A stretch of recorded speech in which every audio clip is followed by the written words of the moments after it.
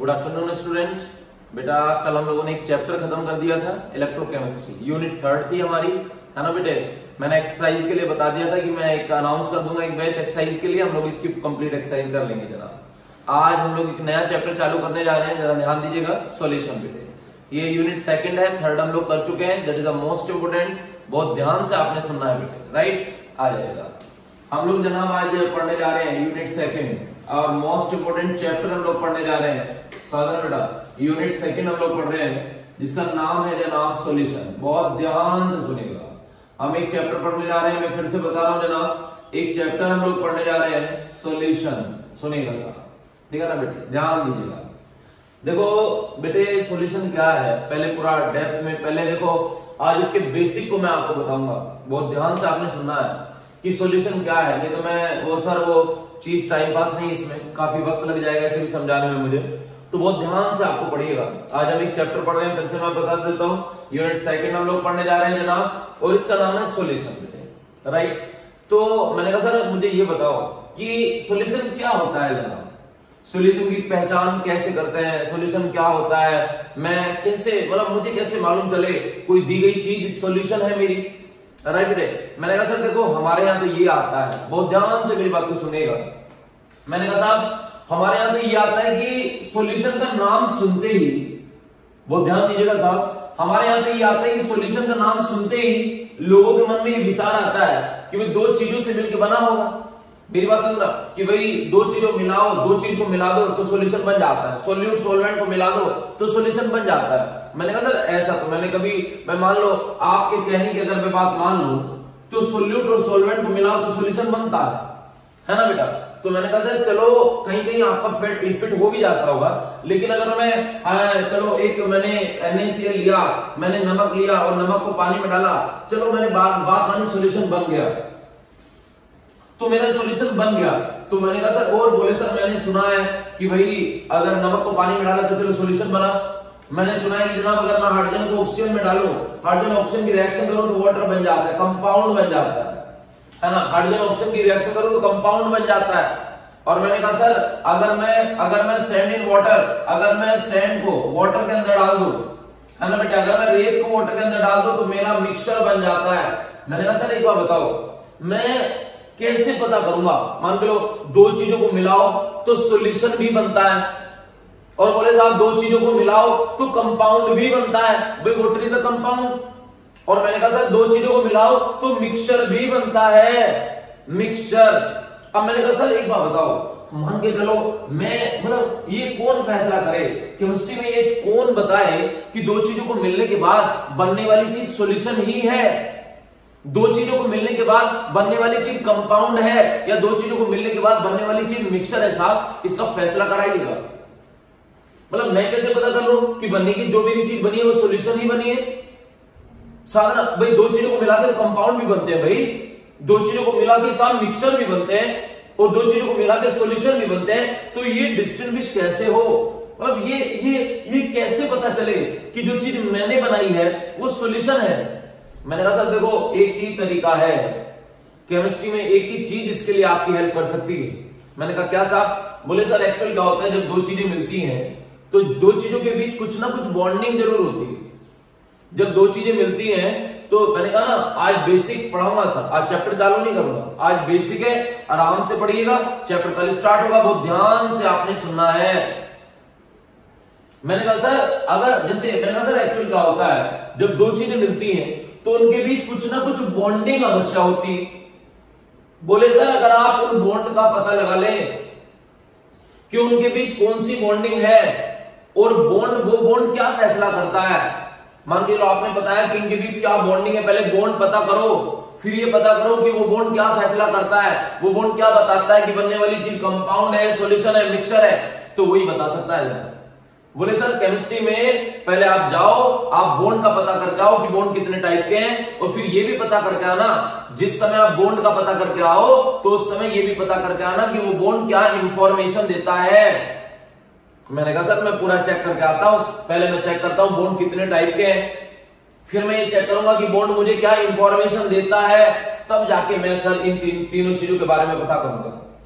तो आज जनाब मैंने कहा सर तो पहले बॉन्डिंग के बारे में सुन लेते हैं। है ना। अब देखो तुम्हें बढ़िया करके सॉल्यूशन मैं बता दूंगा, आराम से सुनेगा।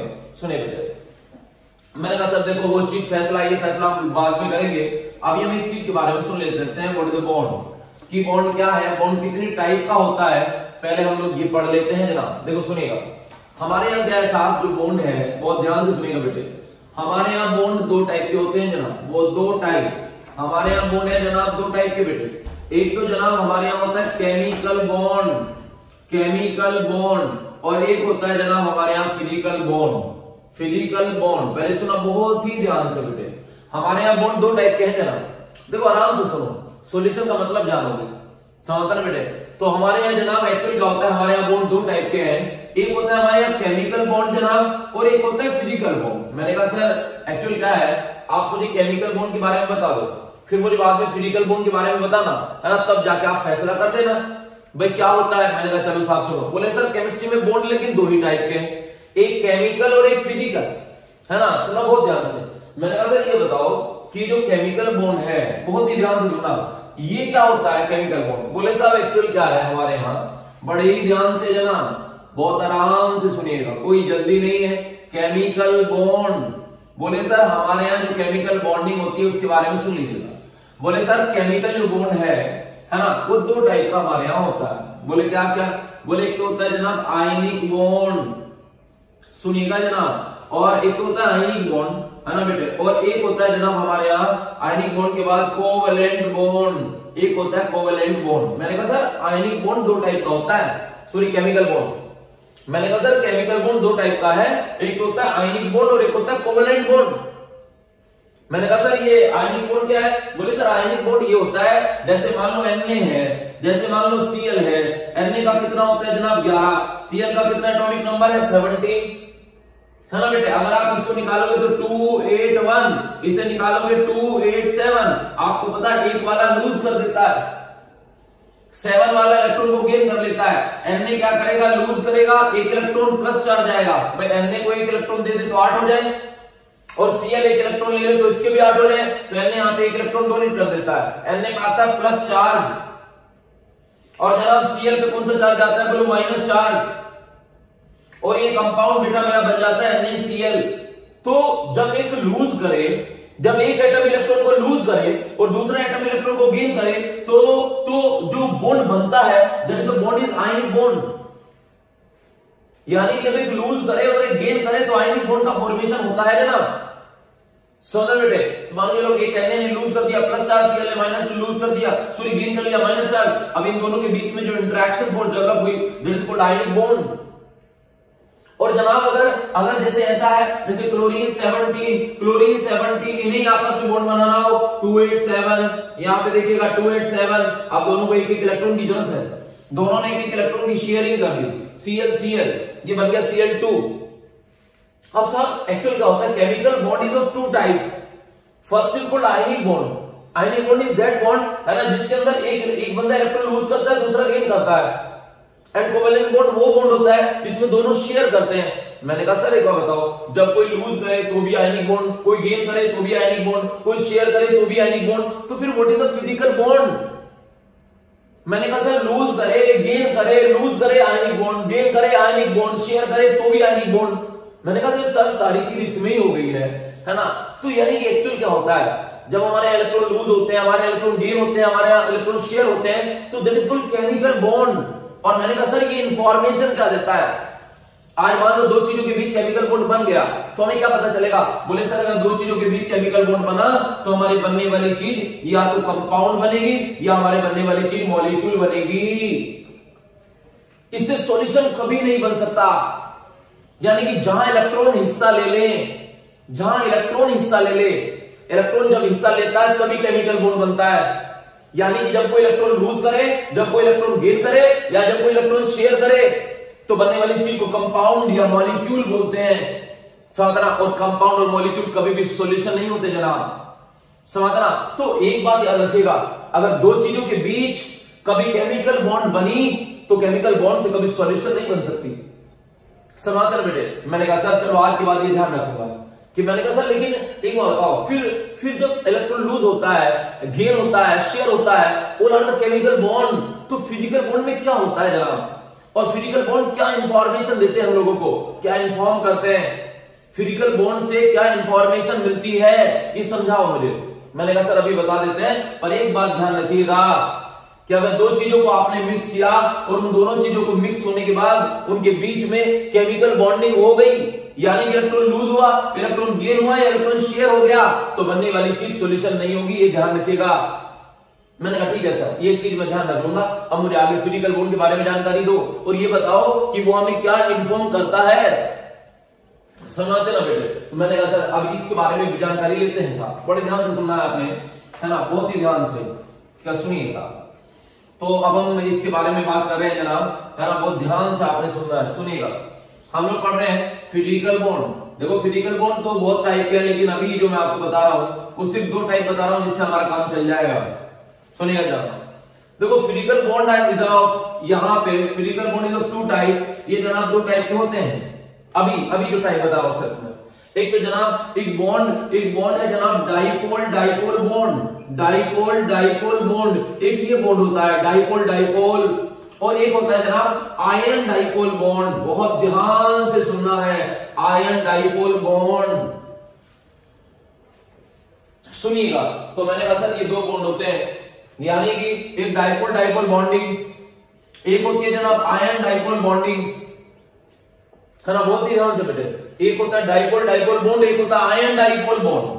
मैंने कहा सर ये डाइपोल डाइपोल क्या है, बोले डाइपोल डाइपोल ऐसा होता है साहब, मान लो ये हाइड्रोजन है 1, मान लो ये क्लोरीन है 17, हाइड्रोजन का 1 है, यहाँ पे 287, दोनों को एक एक इलेक्ट्रॉन की जरूरत थी। देख लो अगर इसको एक मिल जाए तो देखो मैंने आपको पहले बताया था हाइड्रोजन का ऑक्टेट केवल 2 इलेक्ट्रॉन में पूरा हो जाता है।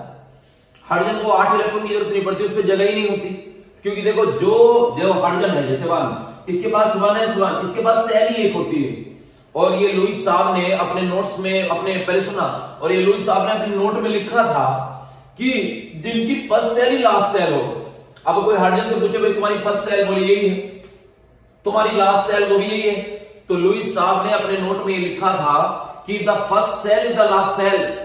अगर फर्स्ट सेल ही लास्ट सेल हो, आपके पास एक ही सेल हो, तो only 2 electron complete their octet, तो केवल 2 इलेक्ट्रॉन ऑक्टेट को कंप्लीट कर देते हैं। तभी जनाब हाइड्रोजन का और हीलियम का ऑक्टेट केवल 2 ही इलेक्ट्रॉन में पूरा हो जाता है। पर क्यों? क्योंकि उनके पास सेल ही एक होती है। तभी हमारे यहाँ हीलियम को नोबल गैस क्यों बोलते हो? क्योंकि इसके पास एक ही सेल है और वही लास्ट है, और उसमें 2 इलेक्ट्रॉन है, तो ये नोबल गैस है। और लेकिन जनाब इसके पास एक सेल है। मैंने कहा सर दूसरी सेल नहीं है, बोले नहीं। तो बोले साहब लुईस साहब ने लिखा है कि आपका ऑक्टेट 1 इलेक्ट्रॉन में पूरा हो जाएगा। समझ ना, तभी हाइड्रोजन को 1 इलेक्ट्रॉन मिल जाए तो नोबल गैस बन जाती है। समझिए साहब, अब उसी पे अपने टॉपिक पे आ जाते हैं। मैंने कहा सर हाइड्रोजन को 1 इलेक्ट्रॉन की जरूरत है, तो जनाब अब यहाँ पे क्लोरीन को भी 1 इलेक्ट्रॉन की जरूरत थी, तो दोनों ने 1 इलेक्ट्रॉन की जरूरत करके शेयर कर लिया, HCl बना लिया। मैंने कहा सर लेकिन यहाँ तो इलेक्ट्रॉन ने हिस्सा लिया, भाई तुम दोनों ने 1 इलेक्ट्रॉन का शेयर करा है तो केमिकल बॉन्ड है। बोले हाँ सर, हमने फिजिकल कहा भी नहीं।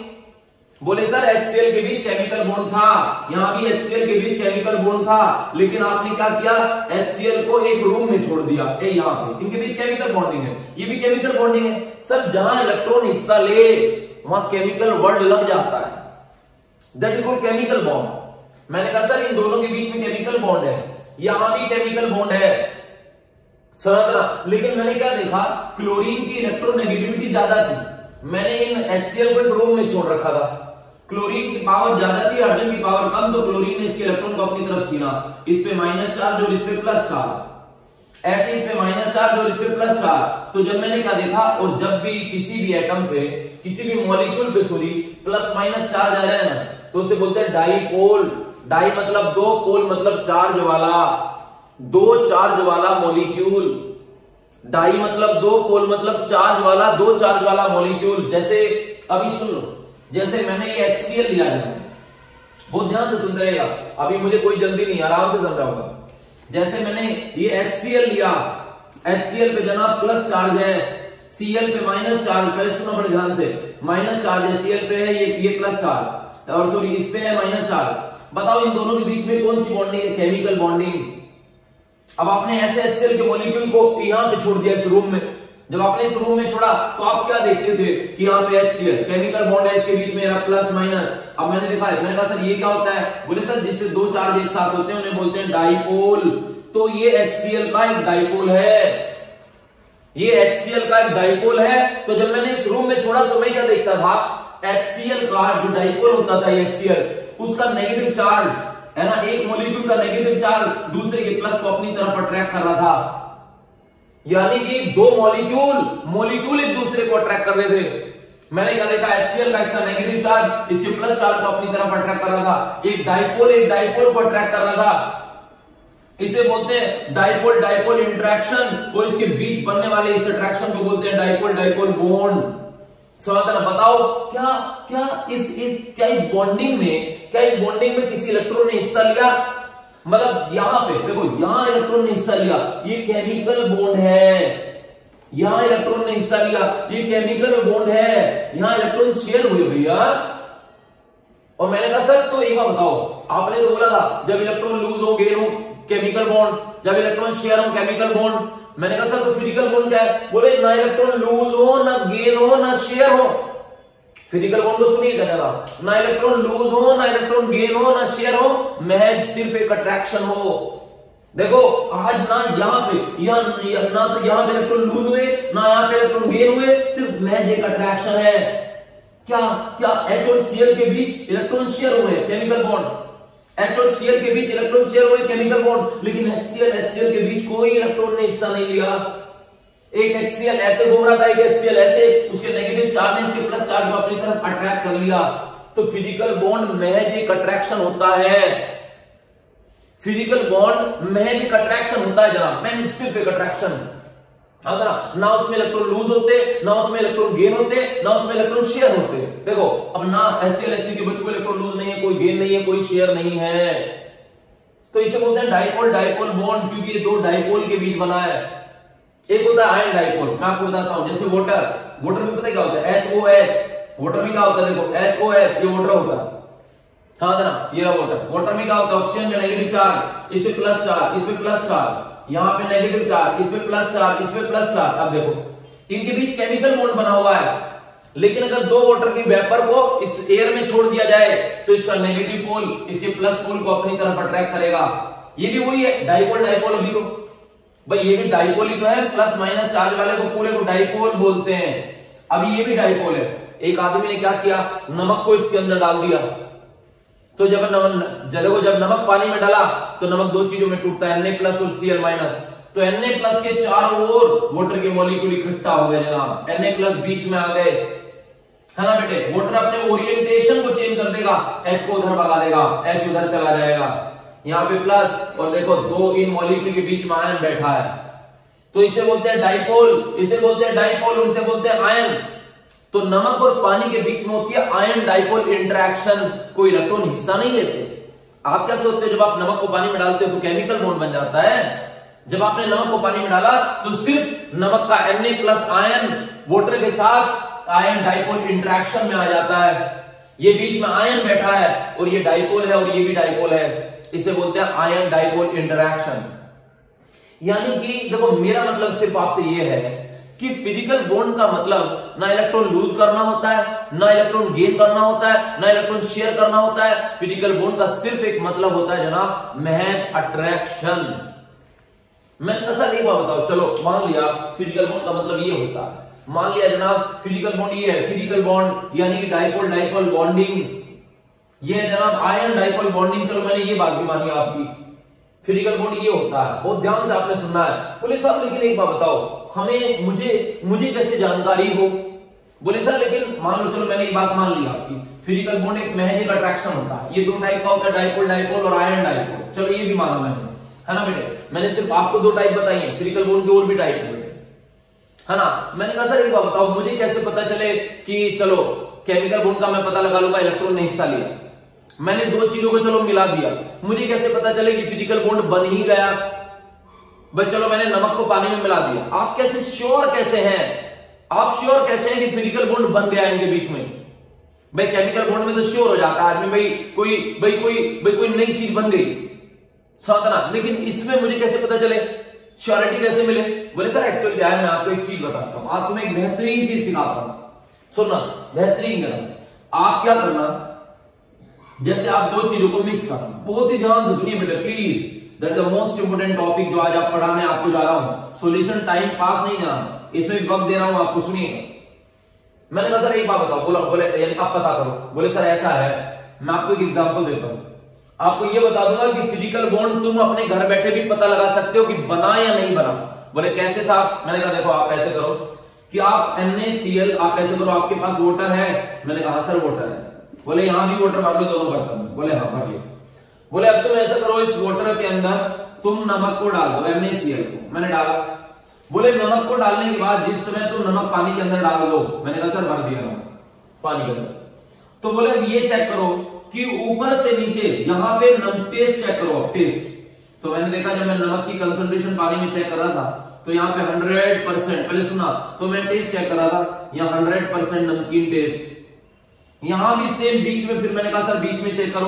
अब मैंने बीच में चेक किया 100% नमकीन टेस्ट आ रहा था। फिर मैंने यहाँ पे चेक किया 100% नमकीन टेस्ट। तो मैं क्या देखता था कि मैंने जब चेक किया तो मुझे पता चला कि सेम कंसंट्रेशन,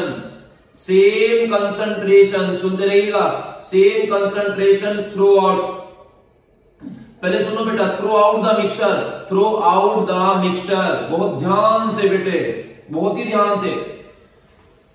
यानी कि फिर मैंने क्या देखा कि जब मैंने नमक को पानी में डाला तो same concentration through out the mixture, ऊपर से नीचे तक नमक की कंसंट्रेशन पानी में सेम थी। यानी कि यहां भी नमक उतने परसेंट, यहां भी नमक उतने परसेंट, यहां भी नमक उतने परसेंट, बीच में से देखा तब भी नमक 100%। यानी कि नमक की कंसंट्रेशन ऊपर से नीचे तक सेम है। याद रखो पूरी केमिस्ट्री में अगर कभी तुमने किसी के अंदर कोई चीज डाली, समझना, आपने कोई भी चीज, दो चीजों को मिक्स किया और दो चीजों को मिक्स करने के बाद अगर ऊपर से नीचे तक कंसंट्रेशन सेम हो गई तो it is the indication of physical bond. ये फिजिकल बॉन्ड का इंडिकेशन होता है, पहचान है उनकी, साधना, ये जनाब, ये फिजिकल बॉन्ड का इंडिकेशन है, उनकी पहचान, उनके बनने का संकेत है कि वो बन चुके हैं। यानी कि अगर आप दो चीजों को मिक्स करते हैं, जैसे आप पानी में चीनी मिक्स करो, आपने देखा ऊपर से नीचे बिल्कुल, अभी यहां भी मीठा टेस्ट, बीच में मीठा टेस्ट, नीचे मीठा टेस्ट, तो समझो चीनी ने पानी के साथ फिजिकल बॉन्ड बना लिया। इनसे बड़ी पहचान फिजिकल बॉन्ड की कोई नहीं होती। अगर आप दो चीजों को मिक्स करते हो और same concentration through out the mixture, तो समझो फिजिकल बॉन्ड बन गए। और जब फिजिकल बॉन्ड बन जाते हैं तो ऊपर से नीचे तक कंसंट्रेशन सेम हो जाती है। और जब कंसंट्रेशन सेम हो जाती है तो ऐसी चीज को केमिस्ट्री में एक नाम दिया जाता है, होमोजीनियस मिक्सचर। इसे बोलते हैं होमोजीनियस मिक्सचर, है ना। और होमोजीनियस मिक्सचर को बाद में केमिस्ट्री में एक नाम दिया गया, सॉल्यूशन। सर होमोजीनियस मिक्सचर का नाम ही सॉल्यूशन है, समझते ना। तो देखो सॉल्यूशन की सबसे बड़ी पहचान यही है कि आप पहले दो चीजों को मिक्स करो। और दो चीजों को एक बात और पहले बता दूं आपको, और अगर जनाब दो चीजों को, जैसे आपने सैंड को, आप अब रेत को पानी में डाल दो, अब आपने रेत भर दिया इस पानी में, तो आपने देखा यहां पे रेत 25% था, फिर आप नीचे गए पता चला रेत 50% था। आपने देखा रेत की कंसंट्रेशन, जब रेत डालोगे तो ऊपर कुछ और है, बीच में कुछ और है, नीचे बढ़ता जा रहा है, नीचे और भी ज्यादा है। तो मैंने देखा सर यहाँ पे 25% हुआ, यहाँ पे 30% हुआ, यहाँ नीचे और बढ़ रहा है। अबे मेरी बात समझ रहे हो कि नहीं? तो मैंने क्या देखा, ये कंसंट्रेशन बढ़ती जा रही थी, यहाँ पे बढ़ती जा रही, यहाँ 45% हो गया। मैंने कहा सर ये ऊपर से नीचे तक कंसंट्रेशन सेम नहीं है? बोले नहीं, यहां पे क्या है कि पहले सुना बेटा, यानी कि concentration through out the mixture not same, concentration mixture में सेम नहीं है, यहां पे सेम कंसंट्रेशन नहीं है जनाब। और जब सेम कंसंट्रेशन नहीं होती तो समझो फिजिकल बॉन्ड नहीं बने, और जब फिजिकल बॉन्ड नहीं बनते तो ऐसी चीज को केमिस्ट्री में बोलते हैं हेट्रोजीनियस मिक्सचर। और हेट्रोजीनियस मिक्सचर जनाब हमारे सॉल्यूशन नहीं होते, ये सिर्फ एक मिक्सचर होते हैं। तो एक बात आपको बता दूं आज केमिस्ट्री में, आप देखो सबसे बेहतरीन पहचान है, आप भी अगर आप सॉल्यूशन को नहीं जाने तो कभी नहीं जाने। मैंने ऐसे नहीं बताया कि सोल्यूट सॉल्वेंट मिला दो तो सॉल्यूशन है, मैंने पूरी कहानी बयां की है इसमें।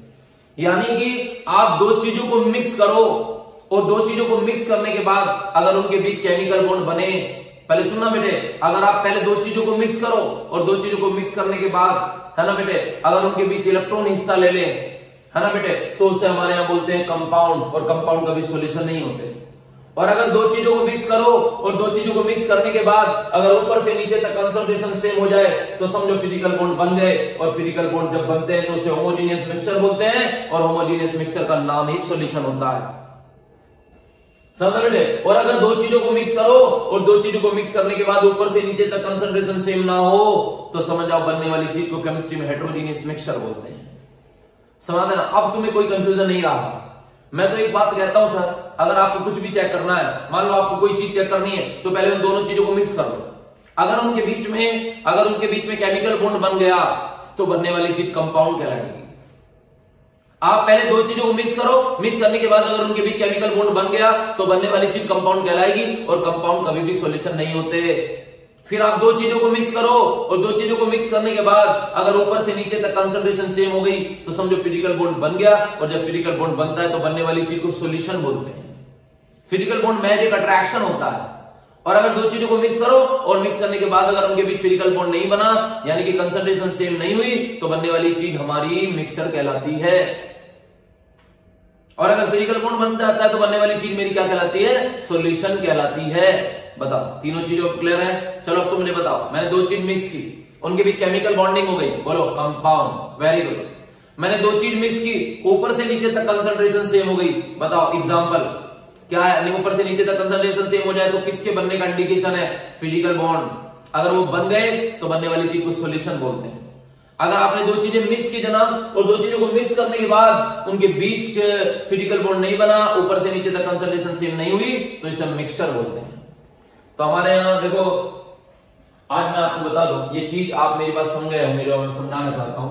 देखो, मैं सिर्फ ये कहना चाहता हूं कि कोई पूछे ना सॉल्यूशन क्या है, सॉल्यूशन क्या होता है, तो सॉल्यूशन में क्या होता है? व्हेन टू केमिकली, पहले सुनो बेटे बहुत ही ध्यान से, मैं सॉल्यूशन के बारे में आपको बता रहा हूं सॉल्यूशन क्या है, और बड़े ध्यान से सुनना है बेटे। When two or more chemically non reactive substance, when two or more chemically non reactive, जानते हो केमिकली रिएक्शन ना करते हो। सॉल्यूशन क्या होता है? केमिकली नॉन रिएक्टिव, मतलब केमिकली रिएक्शन ना करे, क्योंकि अगर केमिकली रिएक्शन कर ली तो कंपाउंड बन जाएंगे जनाब। तो when two or more chemically non reacting substance are mix, अगर उन्हें मिक्स किया जाए, पहले सुन लो, when two or more chemically non reacting, जो रिएक्शन ना करते हो, chemically non reacting, chemical reaction ना करते हो आपस में, क्योंकि अगर केमिकल रिएक्शन कर रही तो बनने वाली चीज कंपाउंड होगी। तो when two or more chemically non reacting substance are mix, अगर दो केमिकली नॉन रिएक्टिंग सब्सटेंस को मिक्स किया जाए and form a homogeneous mixture, और वो एक होमोजेनियस मिक्सचर बनाए, यानी कि ऊपर से नीचे तक कंसंट्रेशन सेम करें, तो दैट इज द सॉल्यूशन, इसे सॉल्यूशन बोलते हैं जनाब। सॉल्यूशन समझ में आया? मतलब मैंने ये चीज नहीं बताई कि जनाब कि सोल्यूट को सॉल्वेंट में मिला दो, मैंने आपको एक पर्टिकुलर प्रोसेस बताया कि व्हाट इज द सॉल्यूशन, क्या होता है सॉल्यूशन। यानी कि व्हेन टू और मोर, पहले फिर से सुन लो मेरी बात, when two or more component are mix, जब ऐसे बोल सकते हो when two or more chemically non reacting substance, अच्छा तो यही है जनाब, मैंने तो यही लिखवाया है। When two or more chemically non reacting substance are mix, जब दो केमिकली नॉन रिएक्टिंग सब्सटेंस को मिक्स करो and form a homogeneous mixture, और एक होमोजेनियस मिक्सचर बनाओ, तो that is the called solution, इसे सॉल्यूशन बोलते हैं। और एक बात और करना, देखो हमारे यहाँ क्या है कि हमारे कोर्स में तो ये है जनाब, मैं आपको चीज बता दूं कि एक सोल्यूट, हमारे कोर्स में तो सिर्फ एक सोल्यूट और एक सोलवेंट वाला ही सॉल्यूशन आता है। और एक बात याद रखना, पूरी केमिस्ट्री में मैं अभी बता दूं, सोल्यूट को तो बी से दिखाना है आपको, ध्यान रखना, पूरी केमिस्ट्री में सोल्यूट को तो आपको बी से दिखाना है, सोलवेंट को आपको ए से दिखाना है, और बनने वाली चीज मेरी सॉल्यूशन बनेगी। समझ में आती है ना बेटे? कोई दिक्कत तो नहीं है बिल्कुल। सोल्यूट को किससे दिखाओगे बोलो? बी से। सॉल्वेंट को किससे दिखाओगे बोलो? ए से। पूरी केमिस्ट्री में सॉल्यूशन।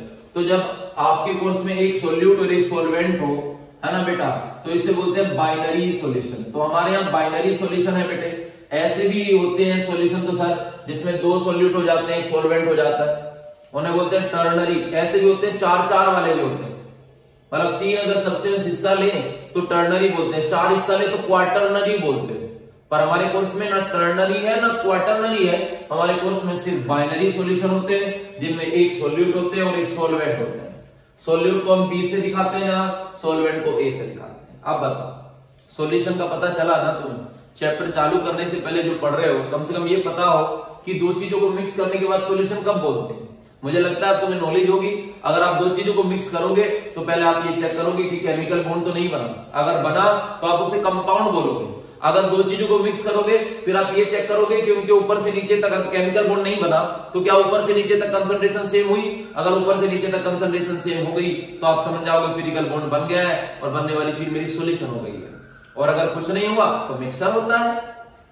समाधान बेटे, ठीक, आप जरा ध्यान दिया करें। ठीक बेटे, देखो एक छोटी सी एक एग्जांपल मैं आपको, छोड़ो आप सिर्फ यहाँ आ जाए, ये बताओ ये क्लियर है ना बेटे। तो हमारे कोर्स में बाइनरी सॉल्यूशन है जनाब, तो बाइनरी सॉल्यूशन अब हम आगे पढ़ने जा रहे हैं चैप्टर को। सुनिएगा, इतना क्लियर, कोई दिक्कत तो नहीं है। एक बात और मैं बता दूं, आज मैंने नोट्स आपको ऐप पे भेज दिए, सुनाता ना बेटा, ऐप पे मैंने नोट्स भेज दिए। अगर उसको कोई दिक्कत हो तो मुझे बता देना, ऐप पे मैंने भेज दिए। उन नोट्स को, सॉल्यूशन वाले नोट्स को सब प्रिंट आउट करा ले और प्रिंट आउट करा के ही पढ़ने बैठे, फायदा तभी। मेरी बात समझे बेटे, जरा ध्यान दीजिएगा। दूसरी चीज, एक बार नोट्स निकाल लो सर, हाँ बेटा मैंने भेज दिए थे जनाब नोट्स, जिन बच्चों के पास है वो निकाल लीजिएगा और निकाल के पढ़िएगा। मैंने क्या लिखा है, सॉल्यूशन मैंने लिखा है when two or more chemically non reacting substance are mix, अगर उन्हें मिक्स कर दिया जाए only attraction and form homogeneous mixture, और वो एक होमोजेनियस मिक्सचर बनाए तो इज कॉल्ड सॉल्यूशन, उसे सॉल्यूशन बोलते हैं, है ना बेटे। When solution is composed of only two chemical substance it is termed as binary, जो हमारे कोर्स में है जनाब। Similarly it is called ternary and quaternary, it is composed of 3 और 4 कंपोनेंट। मैंने लिख दिया है solution is equal to solute plus solvent, solute को बी से दिखाते हैं हमारी केमिस्ट्री में और सॉल्वेंट को ए से, ये आपको ध्यान रखना है। समझाते बेटे, एक बात और सुनिए बहुत ही ध्यान से, मैं एक चीज और बता दूं आपको पहले, ये बताओ ये क्लियर है, चलेगा साहब। देखो बेसिक समझना जरूरी होता है चैप्टर का, तभी मजा आता है चैप्टर को पढ़ने में।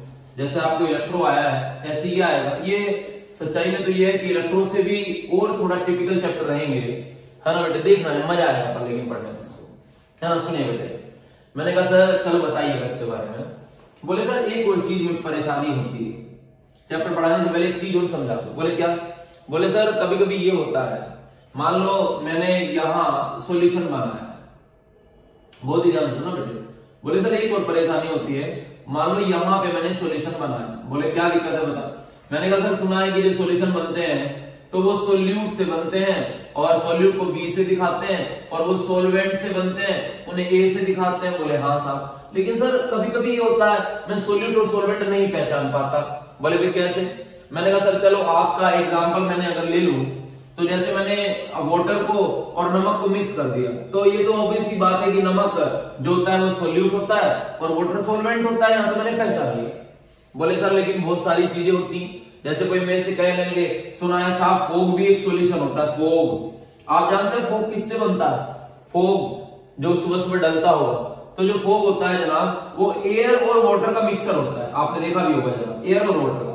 मैंने कहा सर यहाँ मैं कैसे पता लगाऊंगा कौन सॉल्वेंट है और कौन सॉल्यूट है? मुझे क्या पता, क्या पता पानी सॉल्वेंट ना हो, फोग में एयर सॉल्वेंट होती है, समझा था ना बेटे। तो और मैंने कहा सर और बहुत सारी चीजें हैं। सर बहुत सारी चीजें होती हैं, एयर किसका मिक्सर होता है ना? एयर नाइट्रोजन और ऑक्सीजन का मिक्सर है ना सर। मैं कैसे पता लगाऊंगा कि कौन सॉल्वेंट है इन दोनों में और कौन सॉल्यूट है? ये सॉल्यूशन होता है यार, ये फोग भी एक सॉल्यूशन होता है। आप क्या सोचते हो, कहीं इनके दिमाग में ऐसा लगता है कि पानी को नमक में डालो तो ही सॉल्यूशन बनता है, चीनी को पानी में डाल दो तो ही सॉल्यूशन बनता है जनाब? ये भी एक सॉल्यूशन है। हमारी केमिस्ट्री में 9 टाइप के सॉल्यूशन है, 9।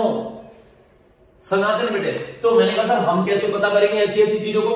तो आज मैं आपको सबसे पहले सोल्यूट और सॉल्वेंट को सेलेक्ट करना सिखा देता हूं, कभी आपको दिक्कत नहीं होगी। बड़े ध्यान से आपने सुनना, बहुत ध्यान से बेटे, कि सोल्यूट सॉल्वेंट को हम लोग कैसे सेलेक्ट करते हैं, ये चीज बड़े आपको ध्यान से सुनना है, राइट? कि आपकी ये ना ये दिक्कत आपकी खत्म हो जाएगी। फिर सुनिएगा बेटे, ध्यान देना साहब।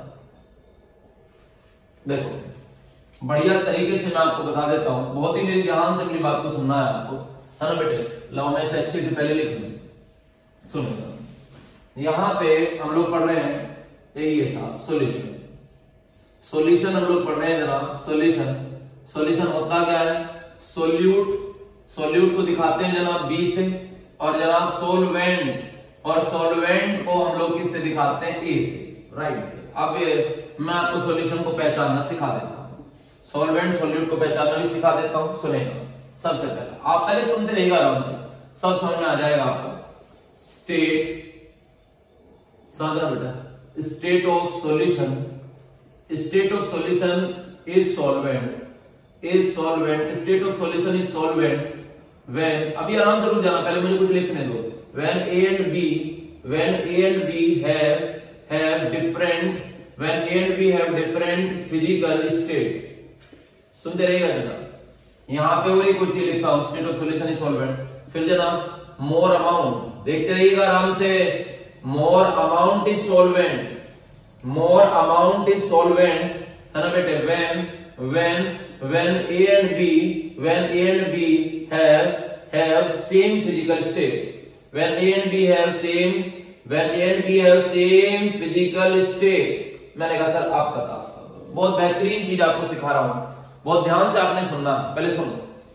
देखो अगर A और B, A मतलब सोलवेंट और B मतलब सोल्यूट, अगर A और B दोनों की physical state different, physical state मतलब सॉलिड लिक्विड गैस, अगर डिफरेंट हो तो तुम्हें फिर इस तरीके से पता करना है कि सॉल्वेंट और सोल्यूट कौन है। मैंने कहा सर कैसे?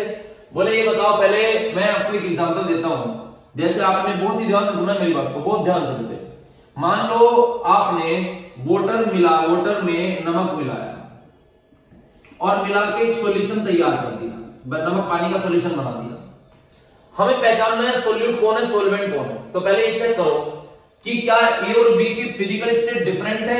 मैंने चेक किया, मैंने कहा सर यहां पे बहुत ध्यान सुनना बेटे, ए और बी, अभी तो मुझे पता ही नहीं, अभी तो मुझे ये नहीं पता कौन क्या है, पर मुझे ये पता है कि इन दोनों की, ना मुझे ये पता है सोल्यूट है ना मैं जानता कौन है, लेकिन मुझे पता है दोनों की फिजिकल स्टेट डिफरेंट है। मुझे पता है ये तो होता है सॉलिड, और मुझे भाई ये तो पता कर सकते हो, अगर तुम्हें सोल्यूट सॉल्वेंट नहीं पता तो ये तो पता कर सकते हो कौन सॉलिड है कौन लिक्विड है। बोले हाँ, इसे पता कर ले। तो यहाँ पे नमक सॉलिड है जनाब, वाटर लिक्विड है।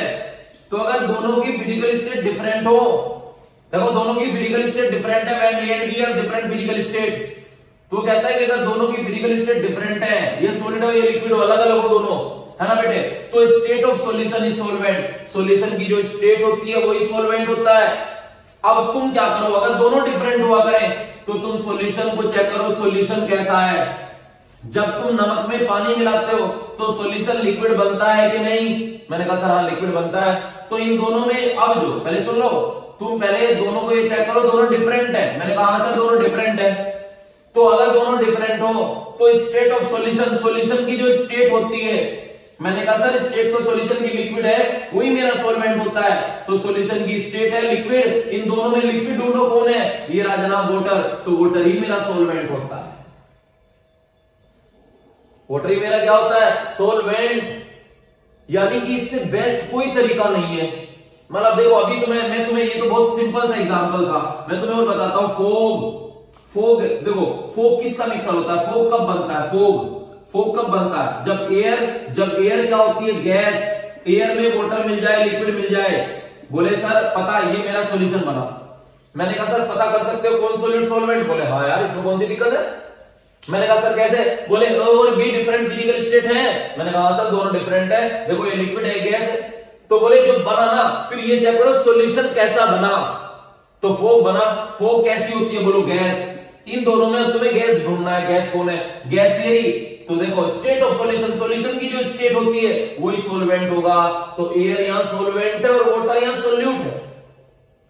वाटर को लोग कहते रहते हैं वाटर सॉल्वेंट होता है, वाटर सॉल्वेंट होता है। देखो आज एयर सॉल्वेंट बन गई है, समझते ना बेटे। यानी कि जब ए और बी इन दोनों की फिजिकल स्टेट डिफरेंट हो, इन दोनों की जब फिजिकल स्टेट डिफरेंट हो तो सॉल्यूशन जैसा बनता है, जैसे सॉल्यूशन लिक्विड बना तो इन दोनों में जो लिक्विड होगा वही, पहले सुना बेटे, सॉरी, सॉल्यूशन मेरा कैसा बना, गैस, तो इन दोनों में जो गैस होगा वही सॉल्वेंट होगा। जैसे मेरा सॉल्यूशन यहाँ पे कैसा बना, लिक्विड, तो इन दोनों में जो लिक्विड होगा वही मेरा सॉल्वेंट होगा। कौन है लिक्विड, वाटर। समझते कि नहीं? तो that is the most important चीज जो आप पढ़ रहे हैं इस समय, आराम से सुनते रहेगा। मैं एक और एग्जांपल दूं, है ना बेटा, यहाँ पे सुनिएगा। एक और एग्जांपल लेते हैं जरा। एक एग्जांपल लिया हमने स्मोक, है ना। यहाँ पे कुछ लोग ये बहुत एक अलग सा नाम ले दिया मैंने, कुछ लोगों को बहुत याद आई होंगी चीजों से, है स्मोक। बड़ा परेशान है कुछ बच्चे कि ये चीज उन्हें अवेलेबल नहीं है इस समय, है ना। बहुत ध्यान से सुना बेटे। तो हम लोग क्या पढ़ रहे हैं, स्मोक। अब देखो स्मोक क्या होता है जनाब, smoke is a mixture of, smoke जब बनता है मैं आपको बताऊं किससे, एयर प्लस कार्बन। तो कह रहे होंगे सर मुझे याद दिला दिया आपने ये बात, है ना, तो कोई नहीं है बेटे, धैर्य रखें जनाब। यहाँ पे एयर, देखो सुनो, यहाँ पे एयर और कार्बन मिले, अगर एयर में कार्बन के पार्टिकल डल जाए, अगर एयर में कार्बन के पार्टिकल डल जाए तो एयर में कार्बन के पार्टिकल डल के बनाते हैं स्मोक। स्मोक क्या होता है, यानी कि carbon particle present in the air, यानी एयर क्या है मेरी, एयर मेरी क्या होती है गैस, कार्बन मेरा क्या होता है सॉलिड। अब देखो दोनों की फिजिकल स्टेट डिफरेंट है, तो इस तरीके से पता करेंगे। सॉल्यूशन चेक करो, सॉल्यूशन कैसा है। अब देखो स्मोक कैसा होता है गैस, ये तो सबको पता है भाई, स्मोक के बारे में सबको मालूम होगा ना, यानी कि स्मोक कैसा गैस। अब इन दोनों में देखो गैस कौन है, एयर, तो देखो एयर ही मेरी सॉल्वेंट है। तो आज के बाद याद रखो, अगर दो चीजों को आप मिला रहे हो और दोनों चीज जो मिलाए हैं उनकी फिजिकल स्टेट डिफरेंट है, आपको अगर सॉल्वेंट पता करना हो तो सॉल्यूशन चेक कर लो, जैसा सॉल्यूशन होगा वैसा ही सॉल्वेंट होगा। समझ आई कि नहीं, बोलो क्लियर है। तो एक तो बेटे ऐसे पता करते हैं, एक और मैं आपको तरीका बता देता हूं, दोनों आने चाहिए आपको, सुनिए जनाब। एक बेटे अब देखो तुम्हें पता करना है बेटे, ऐसा नहीं जनाब न्यूमेरिकल में जो भी चीज सिखा रहा हूं सब काम की है, सुनिएगा चैप्टर में आप बेफिक्र रहिएगा, सब काम की है। एक है मोर अमाउंट इज सॉल्वेंट, ज्यादा अमाउंट सॉल्वेंट होता है, तुमने तो यही पढ़ा होगा जिंदगी में, मोर अमाउंट इज सॉल्वेंट। समझ बेटे, अब इसके बारे में बताऊं ये कब चेक होता है, ये तब चेक होता है जब ए और बी की फिजिकल स्टेट सेम हो जाए। मैंने कहा सर कैसे, बोले जैसे मान लो एयर, आप जानते हो एयर किस किस चीज का मिक्सचर होता है, ऑक्सीजन का और नाइट्रोजन का। अब बताओ जनाब जब एयर तुमने बनाई, ऑक्सीजन मिली, नाइट्रोजन गैस मिली, तो एयर बनी, है ना बेटे। अब मैंने कहा सर एयर कैसी है, गैस। अब देखो लेकिन ये भी गैस है सोल्यू, अब ये भी गैस है, ये भी गैस है, ए और बी दोनों गैस है। तो अगर दोनों गैस हो, है ना बेटे, तो फिर ये अगर आपको फिर when A and B are same physical state और आपको सॉल्वेंट का पता करना हो तो मोर अमाउंट इज सॉल्वेंट, इनमें ज्यादा होता है। आप सब जानते हो ऑक्सीजन और नाइट्रोजन में ज्यादा कौन होती है एयर में, नाइट्रोजन। तो नाइट्रोजन मेरी सॉल्वेंट हुई और एयर मेरी क्या हुई, सोल्यूट। पर देखो तब चेक करते हैं जब दोनों की फिजिकल स्टेट सेम हो। अगर दोनों की फिजिकल स्टेट सेम है तो फिर हम चेक करते हैं अमाउंट। अगर दोनों की फिजिकल स्टेट सेम नहीं है, डिफरेंट है, तो फिर हम चेक करते हैं सॉल्यूशन की फिजिकल स्टेट। सॉल्यूशन जैसा होता है वैसा ही सॉल्वेंट होता है। सादा और चेक कर लो यार, आपने देखा होगा ब्रास, तांबा, आपने देखा brass is a mixture of, brass किस किस चीज का मिक्सचर होता है बोलो, जिंक का और कॉपर का। अब बताओ जिंक भी सॉलिड है, तुम कैसे पता करोगे, कॉपर भी सॉलिड है, तुम्हें कैसे पता चलेगा कौन सॉल्वेंट है। तो बताओ तांबे के अंदर, ब्रास के अंदर कौन ज्यादा होता है बोलो, ब्रास के अंदर कौन ज्यादा होता है बोलो, ब्रास के अंदर ज्यादा कौन होती है, कॉपर। तो कॉपर मेरी सॉल्वेंट हुई और जिंक मेरा सॉल्यूट होगा। Any doubt. तो ये भी एक तरीका है जनाब, सॉल्यूट सॉल्वेंट को आप ऐसे ना पहचाने डायरेक्ट, आप इस तरीके से जरूर एक बार चेक कर लिया करें। आप 12वीं क्लास में है इसलिए मैंने ये तरीके आपको बताए हैं, ये आप जरूर ध्यान रखें। राइट, पढ़िएगा, ये मैंने लिखा है, नोट्स निकाल ले जनाब, है ना जरूर। और जिन्होंने आज नहीं कॉपी कराए हैं वो कॉपी करा लें। क्या लिखा है पढ़िएगा इस note, state of solution, solution की जो स्टेट होती है वही मेरा सॉल्वेंट होता है, when A and B have different physical state. दूसरा लिखा होगा more amount is solvent, more amount solvent होता है when A and B have same physical state. बोलो क्लियर है, मेरी बात समझे कि नहीं। तो अभी हम इस पे क्वेश्चन भी करेंगे 2-3 आज, उसे आप मुझे चेक करके अभी बताना साहब, सुनेगा बेटे। देखो जो चीज मैं पढ़ाता जा रहा हूं आपको समझ में आती जा रही है, बोलो क्लियर है, पक्का है जनाब, चलेगा।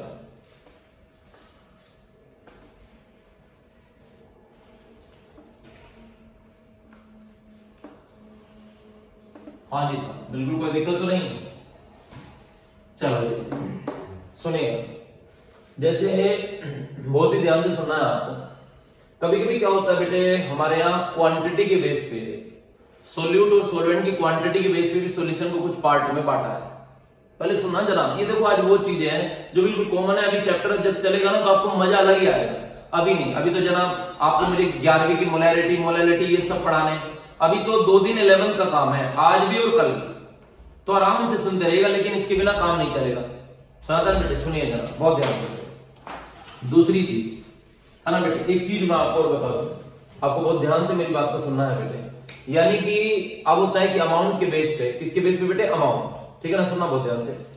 अमाउंट के बेस पे हमारे यहाँ सॉल्यूशन को कुछ पार्ट में डिवाइड किया गया। जैसे मैं आपको बता देता हूं, जैसे एक होता है बेटे dilute solution, dilute solution amount, जैसे सोल्यूट सॉल्वेंट का अमाउंट के बेस पे डिवाइड कर रखा है। एक होता है जनाब कंसंट्रेट सॉल्यूशन, मैं पहले आपको बता देता हूं इसके बारे में। डाइल्यूट सॉल्यूशन, कंसंट्रेट सॉल्यूशन, वैसे तो मेनली यही है, दो तो फालतू के है ना बेटा। एक एक्वस सॉल्यूशन होता है, एक्वस सॉल्यूशन, और एक होता है नॉन एक्वस सॉल्यूशन, ये अलग चीज है बिल्कुल। नॉन एक्वस सॉल्यूशन आ जाएगा। मैंने कहा सर डाइल्यूट सॉल्यूशन कौन होता है, डाइल्यूट, और कंसंट्रेट कौन होते हैं? बोले सर डाइल्यूट सॉल्यूशन वो होते हैं जैसे मान लो आपने एक सोल्यूट लिया, बोलो ध्यान से सुनो बेटे, और आपने एक सोलवेंट लिया, सोलवेंट आपका क्या होता है ए, और सोल्यूट आपका क्या होता है बी, और आपने सॉल्यूशन बनाया। आपने क्या बनाया? सॉल्यूशन। पहले बहुत ध्यान से सुनो बेटे। तो सॉल्यूशन मतलब इनके बारे में ऐसे आपको कंसंट्रेट में देखना है, वे ना बहुत ध्यान से बेटे। सोल्यूट देखो, डाइल्यूट के बारे में और कंसंट्रेट के बारे में मैं आपको बिल्कुल क्लियर कर दूं कि डाइल्यूट क्या होते हैं, है ना बेटे। बहुत ध्यान से सुनना है। आज सॉल्यूशन एक ऐसा सॉल्यूशन इन विच रिलेटिवली, पहले सुनिए ध्यान से, relatively small amount of solute is present. अगर आज सॉल्यूशन एक ऐसा solution in which relatively small amount of solute is present, जिनमें सोल्यूट कम हो और सोलवेंट ज्यादा हो, डाइल्यूट पतला होना, डाइल्यूट कर दिया गया है, डाइल्यूट मतलब सोलवेंट को मिला दिया गया है। तो जिस ऐसा सोल्यूट, पहले सुना बेटा, ऐसा सॉल्यूशन जिसमें सोल्यूट स्मॉल अमाउंट में प्रेजेंट हो, समझते ना, स्मॉल अमाउंट, अगर आपका सोल्यूट स्मॉल अमाउंट में है और ये लार्ज अमाउंट में प्रेजेंट है तो बेटे दैट इज कॉल्ड, है ना बेटा, हमारा डाइल्यूट सॉल्यूशन। और एक ऐसा सॉल्यूशन कंसंट्रेट उसे बोलते हैं, मान लो आपने बी मिलाया सोल्यूट, आपने ए मिलाया और आपने क्या बना दिया? सॉल्यूशन बना दिया। सॉल्यूशन इनमें पहले सुना बेटा, solution in relatively large amount of solute is present. आज जिसमें सोल्यूट लार्ज हो जाए, लार्ज अमाउंट, अगर सोल्यूट लार्ज अमाउंट में है that is called concentrate solution. मान लो आपने कोई भी चीज ले लो है, आपने पानी और चीनी है, अगर आपने पानी को ज्यादा ले लिया तो डाइल्यूट सॉल्यूशन बन गया। अगर पानी और चीनी है, अगर आपने चीनी को ज्यादा ले लिया तो कंसंट्रेट सॉल्यूशन बन गया। साधारण बेटे बस इतना ध्यान रखिएगा। डाइल्यूट होते हैं जिसमें सोलवेंट ज्यादा होते हैं, कंसंट्रेट होते हैं जिसमें सोल्यूट ज्यादा होते हैं, और एक होता है aqueous solution. Aqueous solution is that solution in which solvent is always water. If solute is dissolve only in water, अगर सोल्यूट केवल वाटर में ही डिसॉल्व हो, सिर्फ वाटर में, कोई दूसरा सोलवेंट हो ही ना, है ना, तो इसे एक्वस सॉल्यूशन बोलते हैं। जैसे मैं कह दूं ethanol, ethyl alcohol in water, ethyl alcohol को पानी में डाल दो, बस। एक्वस का मतलब, एक्वस जहां नाम तुम एक्वस सुन लो ना तो बिना देखे कह दो भैया पानी सोलवेंट है, बिना देखे पानी सोलवेंट है ना। एक होता है जनाब non aqueous solution. Non aqueous ऐसे सॉल्यूशन होते हैं, है ना बेटा, यानी कि that solution in which solvent जो होता है, पहले सुना बेटे, सोलवेंट मतलब कोई भी सोलवेंट हो सकता है, मतलब solute is present in solvent, है ना बेटा, एक्सेप्ट द वाटर। वाटर को छोड़ के कोई भी सोलवेंट, वाटर नहीं होना चाहिए, तो उसे बोलते हैं नॉन एक्वस। क्या बोलते हैं बेटे? Non aqueous. फिर से बोलो, क्या बोलेंगे? नॉन एक्वस सॉल्यूशन हमारे यहां में बोलते हैं। जैसे आप आयोडीन इन एल्कोहल, जैसे आप आयोडीन को किस में डाल दो बेटे? एल्कोहल में डाल दो, आज पानी नहीं है। तो इनके बारे में याद रखो। डाइल्यूट क्या होते हैं बताओ? डाइल्यूट कौन होते हैं? जिसमें सोलवेंट ज्यादा हो। कंसंट्रेट क्या होते हैं? जिसमें सोल्यूट कम हो, सॉरी सोल्यूट ज्यादा हो। बोलो सर, डाइल्यूट जिसमें सोलवेंट ज्यादा होता है, कंसंट्रेट जिसमें सोल्यूट ज्यादा होता है ना। एक्वस सॉल्यूशन जिसमें सोलवेंट हमेशा वाटर होता है। नॉन एक्वस जिसमें सोलवेंट वाटर के अलावा कुछ भी हो सकता है। पढ़िए एक बार, क्योंकि इनमें ज्यादा टाइम नहीं लेना था ना, है ना, आगे बहुत बड़ा चैप्टर है, पढ़ेंगे। क्या लिखा? Dilute solution. लिख लो, solution in which relatively small amount of solute is present is called dilute solution. Concentrate पढ़िएगा, solution in which relatively large amount of solute is present is called concentrate solution. Aqueous पढ़ो बेटे, when solute is dissolved in water it is known as aqueous solution. Non aqueous, when solute is dissolved in solvent other than water is known as non aqueous solution. पढ़ लीजिएगा। मैं आपसे कुछ question पूछता हूं, चार, है ना बेटे, इसे एक बार मुझे जवाब दे दो साहब। सुनिए सर, बड़े ध्यान से और इसे अच्छे से पढ़ लेना, मेरी बात समझे कि नहीं? सुनिए। चलो साहब, कुछ इंपॉर्टेंट है ये भी, जरा मुझे बताइएगा। है ना बेटे। सुनो, सोल्यूट और सोलवेंट को सेलेक्ट करना है। आप क्या मैंने नोट्स में दे रखा है, आप सिर्फ यहां देखो। सोल्यूट सोलवेंट सेलेक्ट करने हैं, 4 क्वेश्चन है इसके। पहला दे रहा हूं ब्राइन सॉल्यूशन, ब्राइन सॉल्यूशन एक तो इसमें करना है ना। दूसरा एक है क्रिस्टलाइन कॉपर सल्फेट, ये तो कॉम्पिटिटिव भी बहुत इंपॉर्टेंट है। क्रिस्टलाइन कॉपर सल्फेट बहुत ही इंपॉर्टेंट है, बस केवल इतना ही पूछा गया था। क्रिस्टलाइन कॉपर सल्फेट, इसमें सॉल्वेंट क्या होता है ये बताना है, बहुत इंपॉर्टेंट, बहुत ही इंपॉर्टेंट। सुनिए, मैंने कहा सर इनमें सॉलिड सॉल्वेंट पहचान, पहले तो ब्राइन का पता होना चाहिए कि ब्राइन क्या होता है।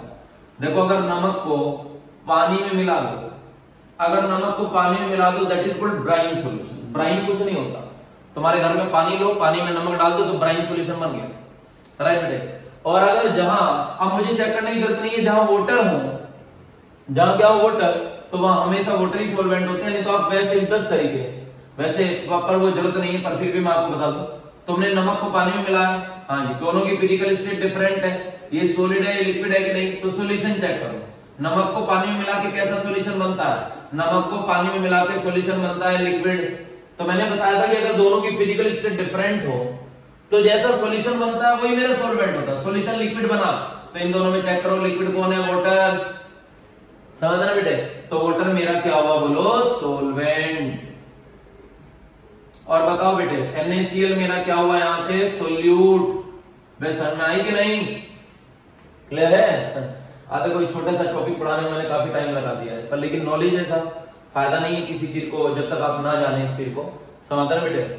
और एक crystalline copper sulphate, you know what is crystalline copper sulphate, चलिए मैं बताता हूँ। ये सर उसमें होता है, बहुत ध्यान सुना बेटा, 9-10 में भी सिखाया जाता है, CuSO4 into 5H2, है ना बेटे। अब देखो मैं 2 चीज आपको सिखाता हूँ, पहले बहुत ध्यान सुना बेटे, सोलिड ब्रैकेट में लिखा होता है, बहुत ध्यान से बेटे। क्रिस्टलाइन कॉपर सल्फेट जब आप मार्केट से लेके आओगे ना तो सोलिड की फॉर्म में दे देगा आपको, टुकड़ा उठा के कोई। तो क्रिस्टलाइन कॉपर सल्फेट ये होता है CuSO4 into 5H2 और सोलिड ऐसे। अब तुम कहोगे सर इसमें मैं कैसे पहचानूंगा, बहुत इंपॉर्टेंट क्वेश्चन है, बहुत इंपॉर्टेंट है ना बेटे, सुनेगा जरा ध्यान से। तो मैं यहाँ पे इसे कैसे पहचानेंगे, कुछ लोग तो कंफ्यूजन हो जाएंगे इससे पहचानने में, मैं आपको बता देता हूँ। जैसे क्या, देखो जब ये बना होगा कैसे बना होगा खुद बताओ। जब ये बना होगा तो ऐसा रहा होगा कि साहब CuSO4 रहा होगा सोलिड बाय कॉपर सल्फेट, तो सोलिड ही होते हैं। और जनाब इसे 5H2 में डाला होगा पानी के मॉलिक्यूल में, पानी लिक्विड रहा होगा, समझ। अब ये देखो दोनों की फिजिकल स्टेट डिफरेंट है, एक सोलिड है एक लिक्विड है। मैंने कहा हाँ साहब, तो बोले क्या चेक करें, बोले सॉल्वेंट को अगर चेक करना है तो सॉल्यूशन चेक करो कैसा बना। अबे देख लो बेहतरीन है, नहीं तो इन्हें कभी नहीं समझोगे, बस रट लोगे पानी और चीनी में, पानी सॉल्वेंट रहेगा तुम्हारी पूरी जिंदगी और चीनी सॉल्यूट रहेगी पूरी जिंदगी, और कुछ नहीं जानो, इसलिए समझ लो यार। साथ में तो पानी चीनी सॉल्यूशन है बस तुम्हारे लिए, ये भी एक सॉल्यूशन है। देखो इन दोनों की फिजिकल स्टेट डिफरेंट है, कॉपर सल्फेट सोलिड है, वाटर लिक्विड है, दोनों को मिलाया तो दोनों को मिलने के बाद जो सॉल्यूशन बना वो सोलिड है, वो गिवन दिया है वो उन्होंने। अब ये सोलिड बना, तो अब इन देखो सॉल्यूशन मेरा सोलिड बना है, तो सॉल्यूशन जैसा होता है ऐसा ही सॉल्वेंट होता है। अब इन देखो इनमें कौन सॉल्वेंट है, सोलिड कौन है बताओ, चेक करो सोलिड कौन है, कॉपर सल्फेट। तो कॉपर सल्फेट आपका क्या हुआ, सॉल्वेंट। आप सोच भी नहीं सकते जना, आप सोच भी नहीं सकते कि कॉपर सल्फेट आपका सॉल्वेंट होगा, क्योंकि जब आपने दोनों चीजों को मिलाया तो दोनों चीजों को मिला के जो सॉल्यूशन बना वो सॉलिड। और अगर दोनों चीजें डिफरेंट हो तो जो सॉल्यूशन की फिजिकल स्टेट होती है, जो सॉल्यूशन की फिजिकल स्टेट होती है वही मेरा सॉल्वेंट होता है, समझ में कि नहीं, बोलो क्लियर है। तो ये सॉल्वेंट हुआ जना, that is the most important. एक और मैं आपको तीसरा बताऊं, एक्वस कॉपर सल्फेट। अगर ये तीसरा क्वेश्चन है, पढ़ लेना नोट्स में। अब की बार ऐसा है, कॉपर सल्फेट एक्वस है, ऐसे एक्वस लिक्विड फॉर्म में। तो जब ये बना होगा बताओ कैसे बना होगा, CuSO4 सोलिड, और यहां पे देखो अंतर है यार, पेपर में दोनों में पूछ लेता है, इंपोर्टेंट चीज है। CuSO4 सोलिड और यहाँ पे क्या है बोलो 5H2 और यहाँ पे लिक्विड है। अब देखो दोनों डिफरेंट है, लेकिन सॉल्यूशन मेरा लिक्विड बना। अब इन दोनों में देखो लिक्विड कौन है, वाटर। आज वाटर सॉल्वेंट है, हुआ कि नहीं वाटर सॉल्वेंट, क्योंकि सॉल्यूशन में चेक करते हैं। अगर इन दोनों की फिजिकल स्टेट डिफरेंट हो तो सॉल्यूशन की जो फिजिकल स्टेट होती है वही मेरा सॉल्वेंट होता है। समझ में आया कि नहीं, बोलो क्लियर है सर, मेरी बात समझ गए। तो that is the most important question. अगर मैं सॉल्यूशन के बारे में नहीं बताऊंगा तो आप लोग जान नहीं पाएंगे इनके बारे में। समझ बेटा, एक बार आपने चेक कर लेना है, तो इन्हें जरूर पढ़ ले जाना। देखो अभी तो मेरा कल का दिन भी कंसंट्रेशन वगैरह के मेथड में जाएगा, जो 11th का पोर्शन है वो भी मुझे बताना पड़ता है जनाब, लेकिन हमारे यहाँ भी जरूरत है, कुछ लोग नहीं जानते हैं। एक बार रिवाइज में अच्छे से करा दूंगा उसे भी, है ना बेटा। एक और एग्जांपल आप मुझे दो, एक क्वेश्चन था, बेहतरीन क्वेश्चन है। इक्विमोलर, सुन लो रे, इक्विमोलर मिक्सचर ऑफ, ये है साहब बेहतरीन, जब इथाइल एल्कोहल प्लस वाटर, और दोनों इथाइल एल्कोहल प्लस वाटर दोनों लिक्विड है। उन्होंने बोला कि इसमें पहचान कौन सॉल्यूट है कौन सॉल्वेंट है। आज मैं फंस गया, मैंने कहा सर कैसे?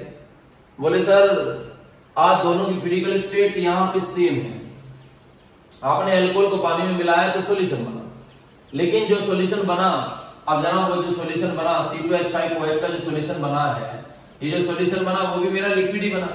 अब ये भी दोनों लिक्विड है, तो पहला तो लग नहीं सकता। पहले में क्या था, जब दोनों की फिजिकल स्टेट डिफरेंट हो, पर लेकिन दोनों की फिजिकल स्टेट तो सेम है, इसकी भी और इसकी भी।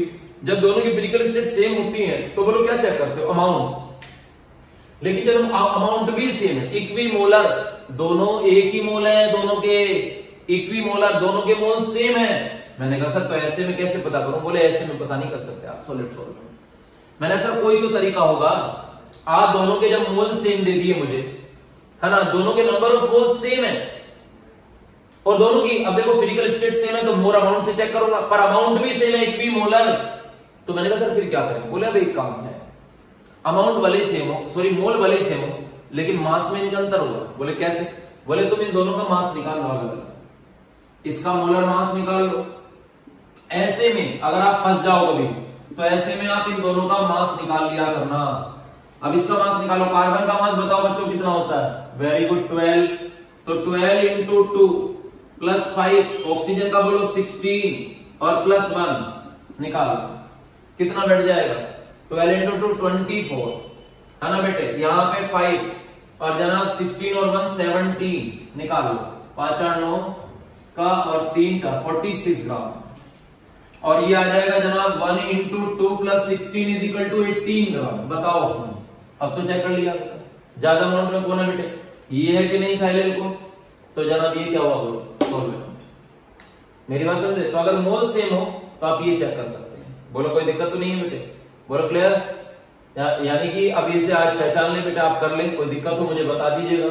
इतना मैंने पढ़ा दिया है, पढ़ लीजिएगा इसे आज, ठीक है ना बेटा। कोई भी प्रॉब्लम हो तो मुझे कॉल कर देना बेटा। ये मैंने क्वेश्चन भी दे दिए हैं, है ना, आज आराम से अच्छे से पढ़ लीजिएगा। ऑल द बेस्ट बेटे, कल इस चैप्टर को आगे बढ़ाएंगे हम लोग, ठीक है ना बेटे। ओके।